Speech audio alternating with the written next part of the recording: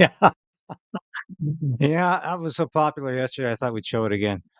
But, welcome back to another episode of Stenagar. Thank you so much for your support yesterday. We had the biggest numbers we've had in a year, so it's been just phenomenal. Thank you so much. Looks like we've broken through again, thanks to you. So I can stop complaining, but do like the broadcast again today if you can. Share it with your friends and family. And if you haven't subscribed, a lot of people did yesterday, please subscribe today. I've got to show you this before I forget, because I always do, and I get heck for it every day. Here is what we have in the House of Commons right now. Canada First is what Pierre Poilievre, the Conservative Party, is advocating. Me First is what Justin Trudeau of the Liberal Party is advocating. He says it's a Team Canada concept, but it's Team Trudeau, as always. And how's it going? Not too well. Let's have a look. You remember how Justin Trudeau likes to describe situations where he's in the wrong, as people had a different experience about that. Remember that school teacher? I think it was a school, no, journalist. It was just journalist in British Columbia that he was accused of getting a little too close to. And he just said, well, she had a different experience than I did. Donald Trump had a different experience, I believe, at the Mar-a-Lago than Justin Trudeau did. Let's have a look at this. And we'll just go through a few slides to show you Justin Trudeau's one thing about him, he can't hide his disappointment. This is a true narcissist. When he believes for a minute, if the curtains are opened and he can see that it's not going well, the devastation is clear in his face. He covers it up very quickly. He recovers very quickly. But here's what Donald Trump has. He had this to say in True Social. I just had a very productive meeting with Prime Minister Justin Trudeau of Canada, where we discussed many important topics that will require both countries to work together to address, like the fentanyl and drug crisis that has decimated so many lives as a result of illegal immigration, fair trade deals that do not jeopardize American workers, and the massive trade deficit the U.S. has with Canada. I made it very clear that the United States will no longer sit idly by as our citizens become victims to the scourge of this drug epidemic, caused mainly by the drug cartels and fentanyl pouring in from China. Too much death and hardship. Prime Minister Trudeau has made a commitment to work with us to end this terrible devastation of U.S. families. And we also spoke about many other important topics like energy trade and the Arctic. All are vital issues that I will be addressing in my first days back in office. Well, that's interesting. All right. Here's Justin Trudeau leaving. Doesn't look like he's too happy about the way things went, does it? No. You'd say he's disappointed, if you can be disappointed. Now, this is funny. The great Zoltan. I love this guy's posts on X. Beautiful.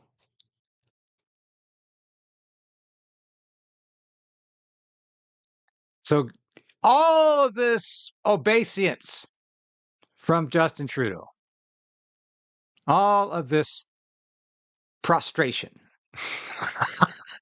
all of this insistence he's going to do whatever Donald Trump wants because he knows it's the end of his career if he doesn't.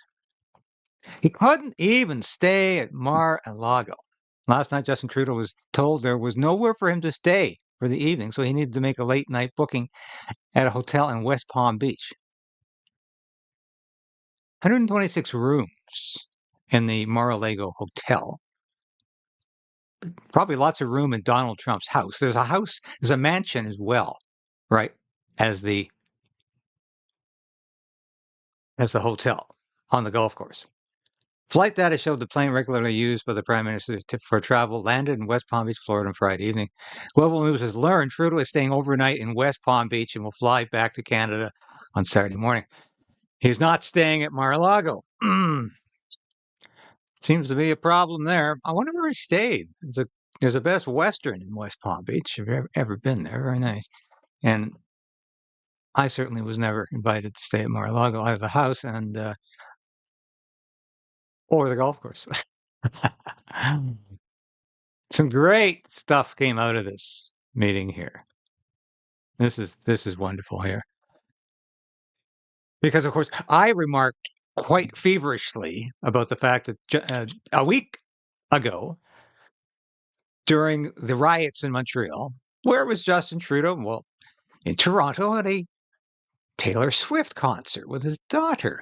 But Justin Trudeau was acting more like the teenage kid than his daughter was. And he was out there trading friendship bracelets with 13, 14-year-old girl. Do you find something odd about that? Jordan Peterson actually was on Fox News talking about that, citing this as a major psychological problem with this man. I mean, it's not, this Trudeau's about my age.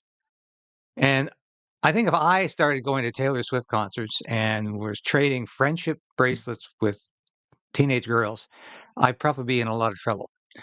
And people would at least suggest maybe you should have a look at this problem, David. But Justin Trudeau seems to get away with this. Well, not really. Nobody ever gets away with anything. He doesn't get away with anything. But of course, he took the friendship bracelet off here. This is wonderful. I spoke directly with the incoming president and emphasized this special relationship that exists between our two countries. And here's Trump, of course, saying, "What's this? A Taylor Swift friendship bracelet with extra glitter." Mm. Donald Trump must look at this guy and say, "Holy," well, I shouldn't say holy hell. How did this guy ever become prime minister? When if Donald Trump went to Taylor Swift concerts and started doing this, I mean, it would the mainstream media in the States would go berserk. Would say, "Oh my God, that's really cringe-worthy. It's disgusting. Why does he think he can get away with this?"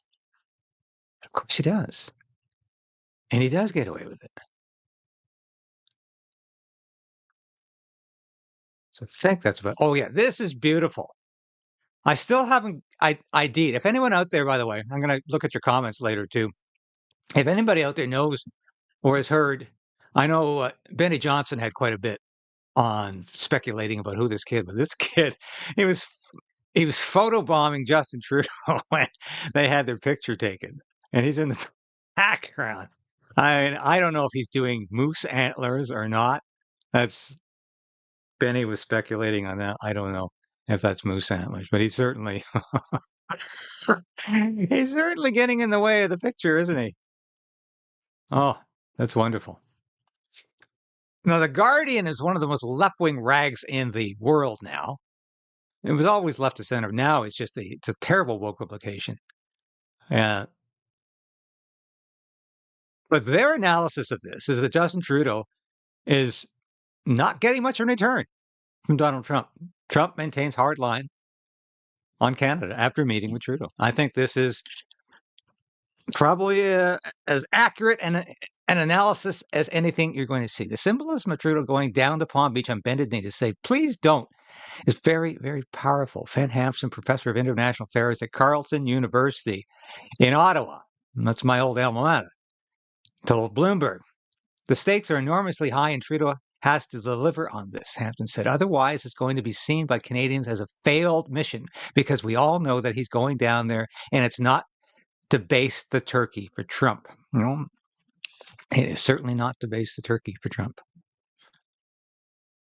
And that is incredibly true. Now,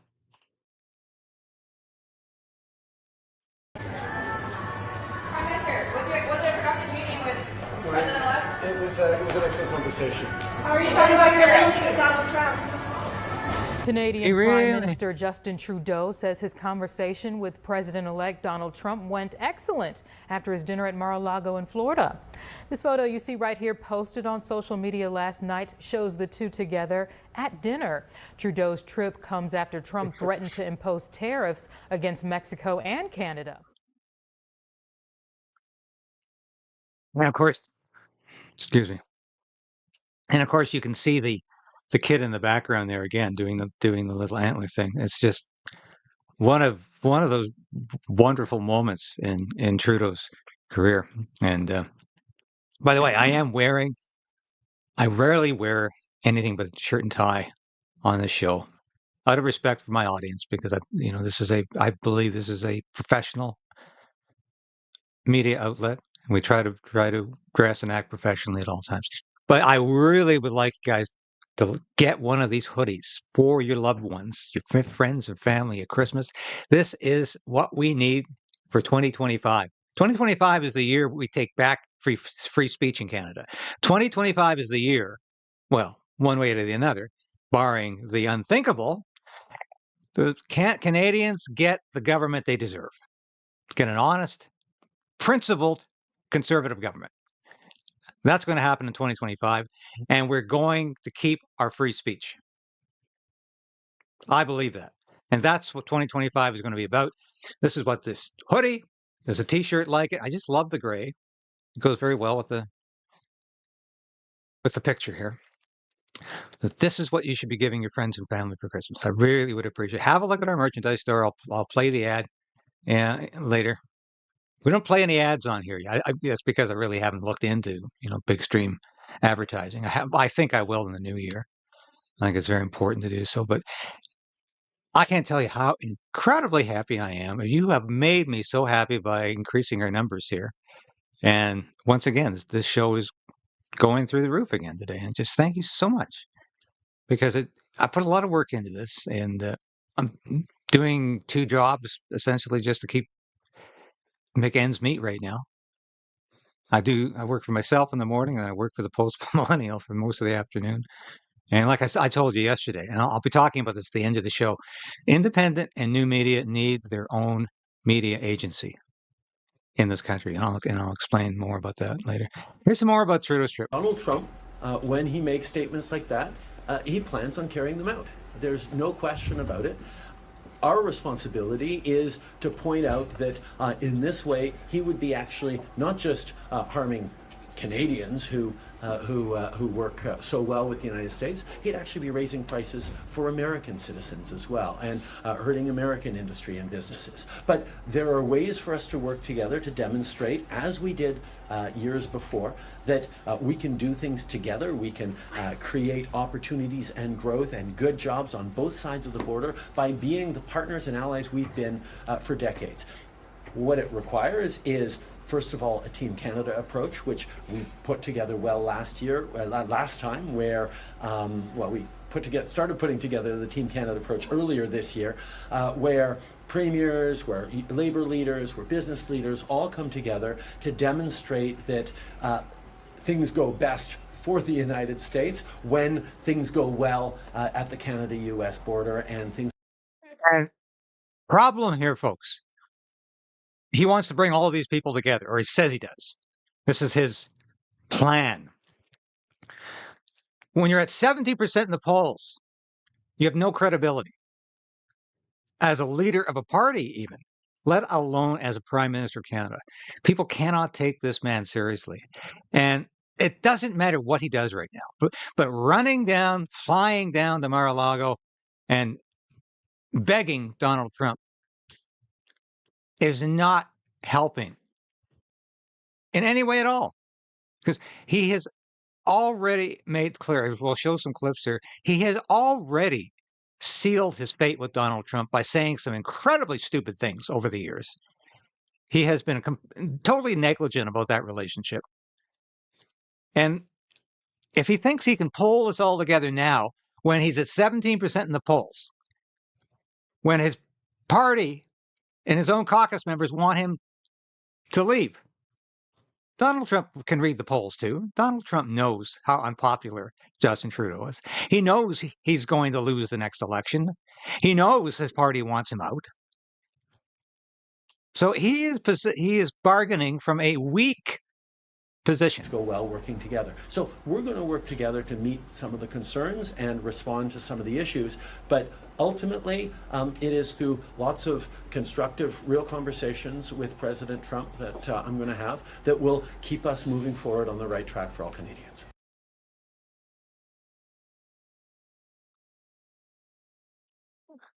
We'll see. I don't believe that for a minute, though. Here's some more analysis I found interesting. In the short term is to balance their federal budget using tariffs. and then after that, strike exemption deals on a country-by-country basis. So it really would appear, Renee, that in the short term, tariffs are coming. Whether or not definitively 25% will be the number, that is still, of course, unclear. But tariffs are coming, at least for the short term. It is a tool that the Trump administration is planning to use to balance their budget, and then will be willing to perhaps strike deal with countries after that. It would appear that the Canadian team, the government, is looking to position itself as well as possible, or as good as it can, to try and be able to strike those deals as soon as the Trump administration feels as though it's in a position to do so. So, of course, that was Yeah. Now, what do you think? Well, sorry. I don't think Trudeau has any comprehension of what's going on here. But I do think if we had a prime minister with credibility, a prime minister that Donald Trump understood does represent the Canadian people, that we'd be doing a whole lot better with this. Here's why Justin Trudeau has no credibility with Donald Trump.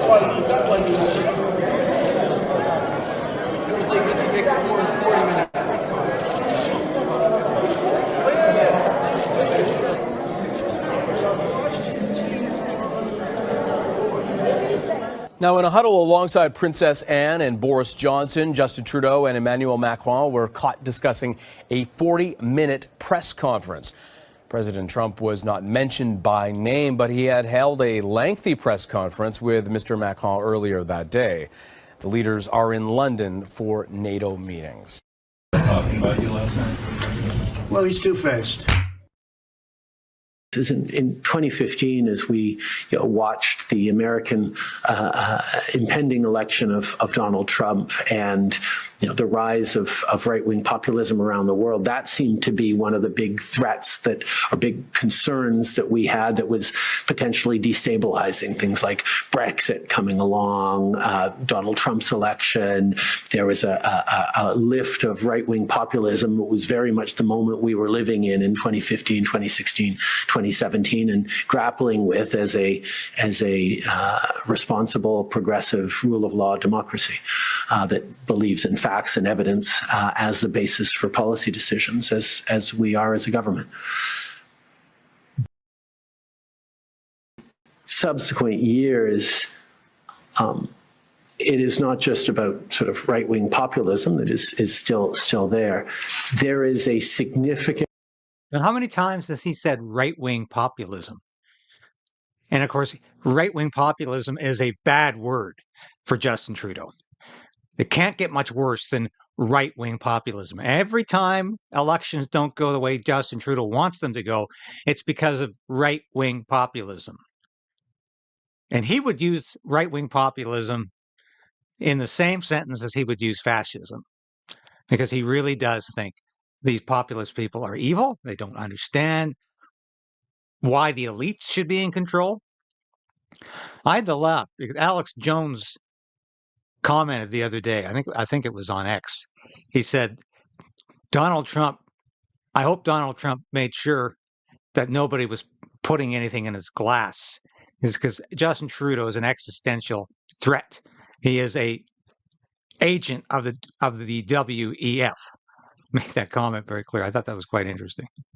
Rise of authoritarianism and an aggressive decline of democracy and democratic values in many corners of the world that are aggressively attempting to destabilize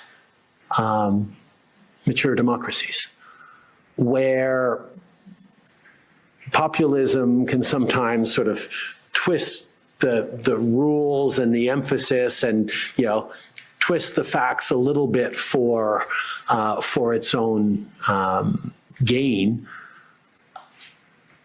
The attacks on the cores of our democracy and our institutions that the authoritarian narratives and attempts at disinformation and propaganda and sowing chaos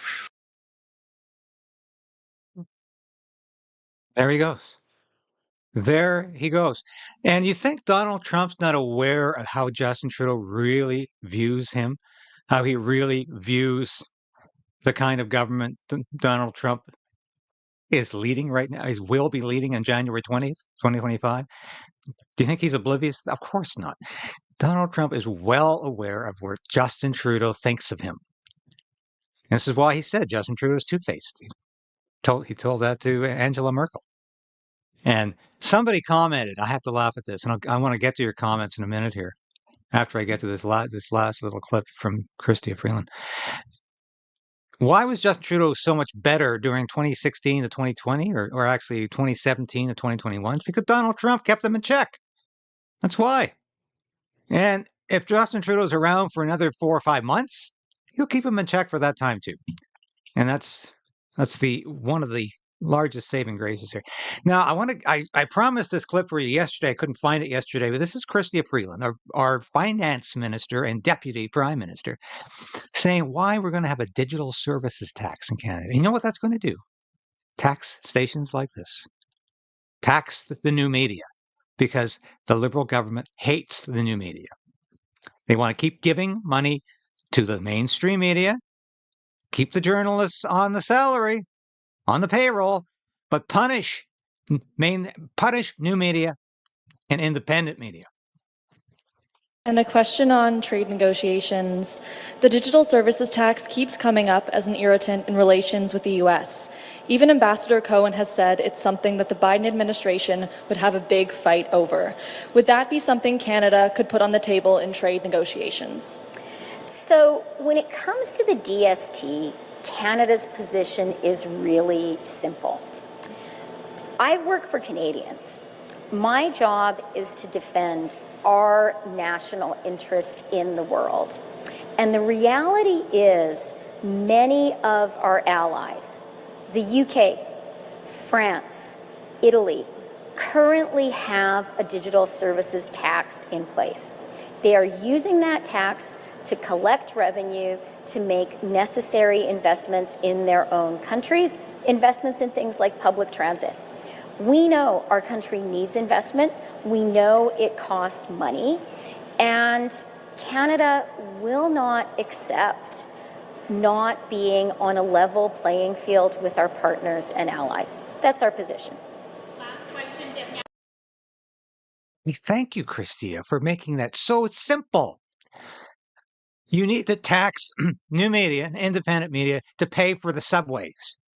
I mean, this woman is just beyond belief.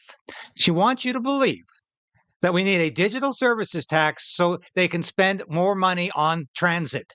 And of course, it's not spending taxpayer money, it's investing. Yeah. So while they're throwing away billions of dollars, they have to raise some more money.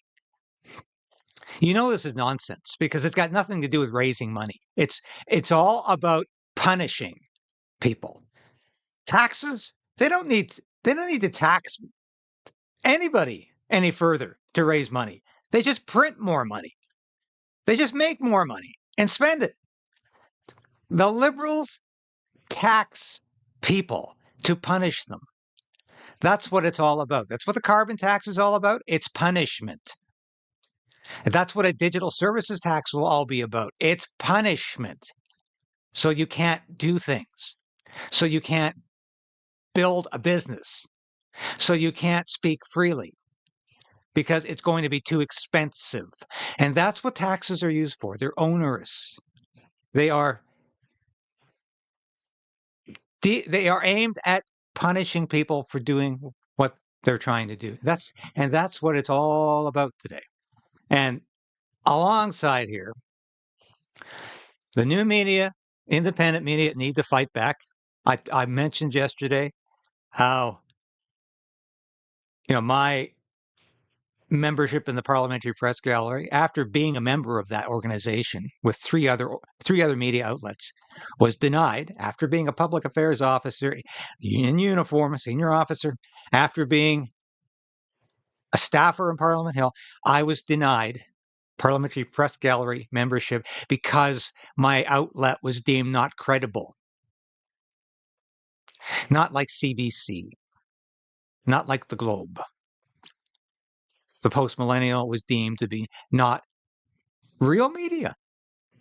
So I tell you, and I got a note yesterday from another YouTuber who's out there, and this guy's garage, I think it was, yeah. And I often look at your material, and obviously was watching my show yesterday, and he said we need, and he agreed, we need to convene a meeting. I would say in the new year, because here we are, 3 weeks before Christmas. We need to convene a meeting in the new year to talk about an independent media association, separate from what the Parliamentary Press Gallery is doing, because what they're doing is shutting out people who are not part of the mainstream media. And they've been doing this for years. And Pierre Poilievre, I think, would be very open to this concept, just like Donald Trump is in the States, because Donald Trump is going to be allowing podcasters to go to the White House news briefing every day. Now, I just want to have a look at your comments. We got 552 comments today. Wow.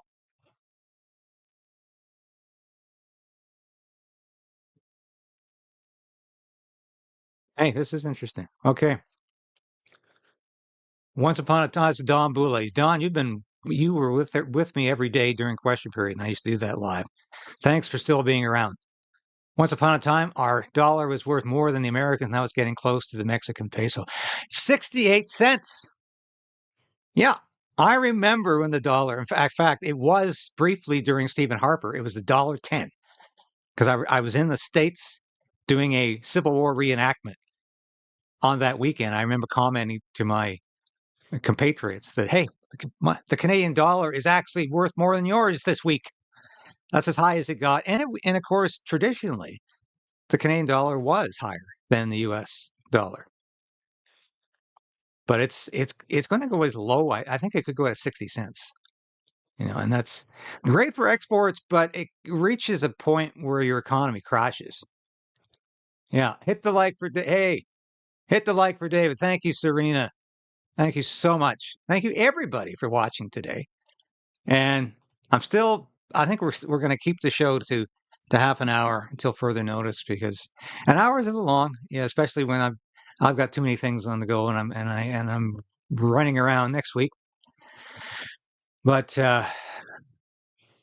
yes, it's Robert. I love this. You're talking about Chrystia Freeland. It's difficult to watch her, knowing the family history, first of all. I've watched their country go communist. I've watched my country go communist my whole life. The right has watched it and sometimes enabled change to support it.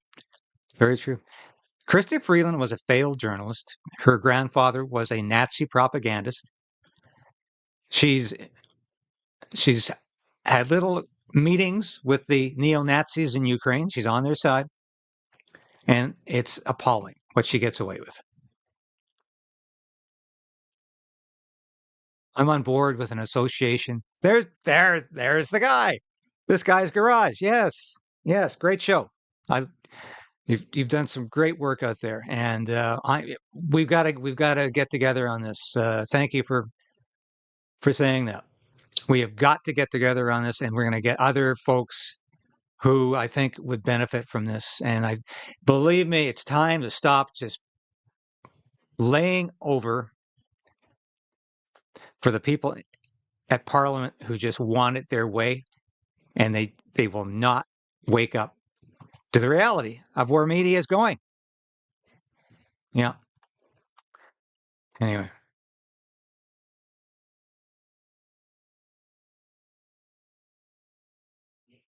Trump took each one of them corrupted leaders into a room and showed them all files.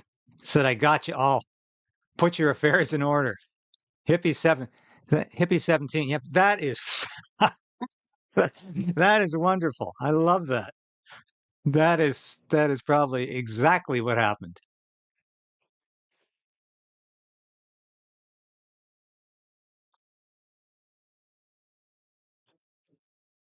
Here it is.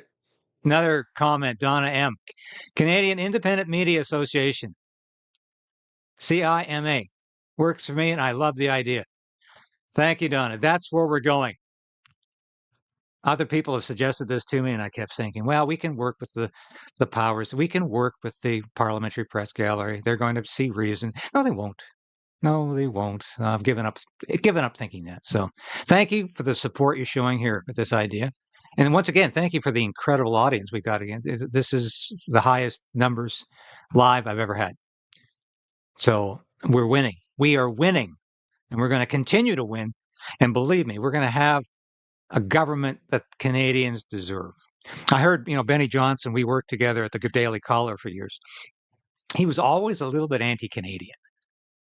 And Tucker Carlson was too. Tucker Carlson was really, really not nice about Canada to Canadians for years. And he's changed his opinion. He realizes, we've been victims in this country of liberal governments, of progressive governments that have destroyed our heritage and our history. And so I loved what Benny said yesterday. He showed a clip of Poilievre eviscerating Justin Trudeau during question period and said, Canadians deserve better and they deserve a leader like this. And believe me, that's going to happen in 2025. We have that to look forward to. Thank God for that. Because we've all had enough of Justin Trudeau. We've had enough of this woke government. We've had enough of the progressive BS. We've had enough of being led around by the nose and told what to say, what to do, what to think, how to work, how to operate, how poor we should be because the government says so. Because we don't have the money to pay for groceries because we'd rather pay it to fight climate change. I am so sick of a government telling us that. And it's going to end. Look out for your redemption draweth nigh. Thanks for watching today, folks. I will be back again tomorrow with all the news that you need to know. And I'll leave you with our little Christmas message here. Ho, ho, ho, ho, ho!